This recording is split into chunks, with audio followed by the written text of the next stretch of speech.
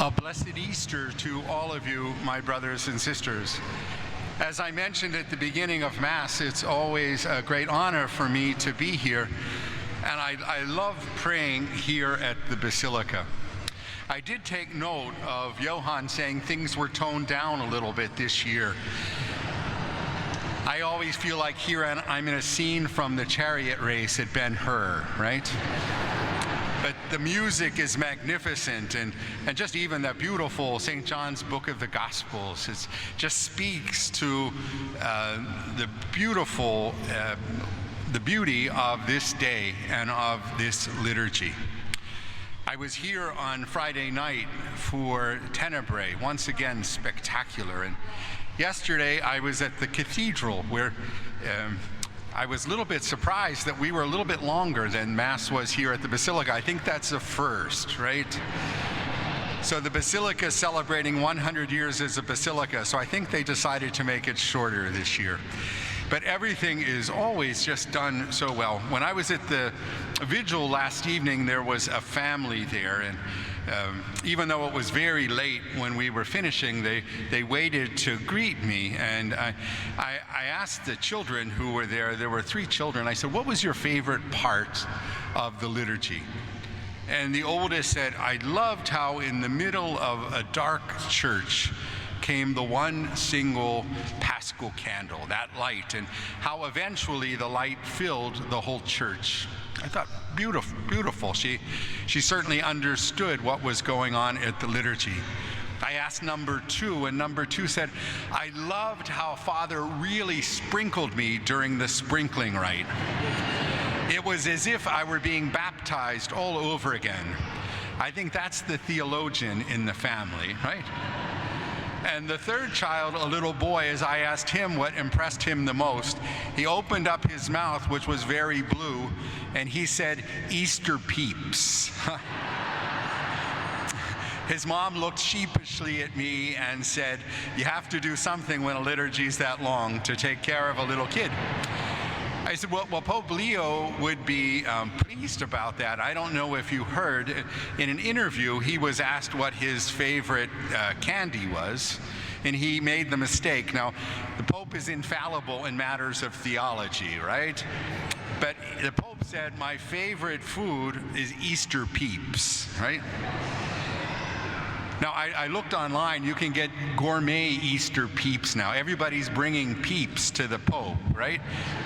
But I thought if I were here, I could certainly, since Father Griffith is from Wisconsin, I could get him specially flavored cheese curd peeps, right?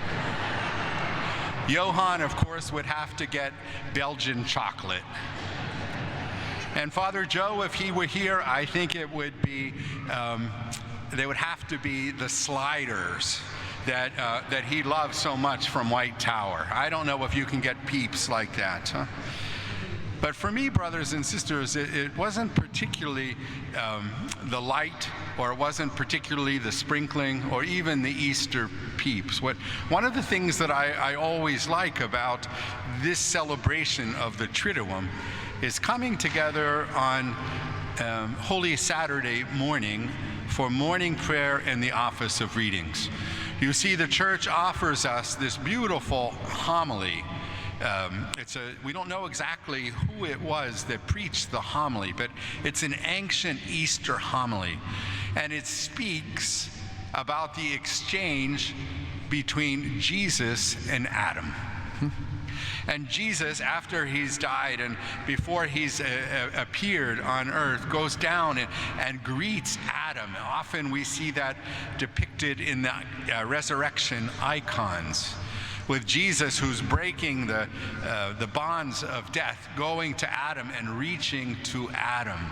And he says, awake, O sleeper, arise from the sleep, your sleep, because Christ will bring you light.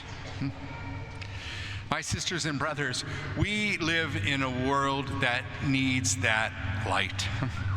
Can't help but think of the darkness that's been in our community since we gathered the last time for this Easter Vigil, and how this community, the Basilica, has been very much at the center of that. I couldn't help but think of the Lord going to greet Melissa Hortman and her husband, who were buried with a funeral here in the Basilica.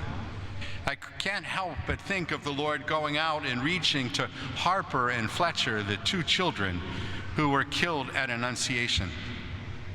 I can't help but think of the Lord going down and reaching to Renee Good and Alex Preddy, who were killed so brutally here in our city. I can just imagine Jesus going down and touching all of our loved ones whom we've lost in the course of the past year. Jesus desires to bring us life. That light that he brings is a light and a life that we need to be able to share. One of the beautiful parts of the Easter Vigil, as that Paschal candle comes in, the Easter candle comes in, and the flame is shared, we see how it is that when we're willing to share that flame, that we can indeed illuminate such an amazing space, and indeed our community. On this Easter morning, my sisters and brothers, we're all called to take that light of Christ into our families, into our workplaces, into our communities. Part of the Easter Vigil liturgy is the Exultet, and it speaks in particular about how the light, when it is shared, is not dimmed. In fact, my brothers and sisters, I think that the light is magnified when we have the opportunity to share that. I'm always so impressed with the social outreach here at the Basilica, and this year in a particular way.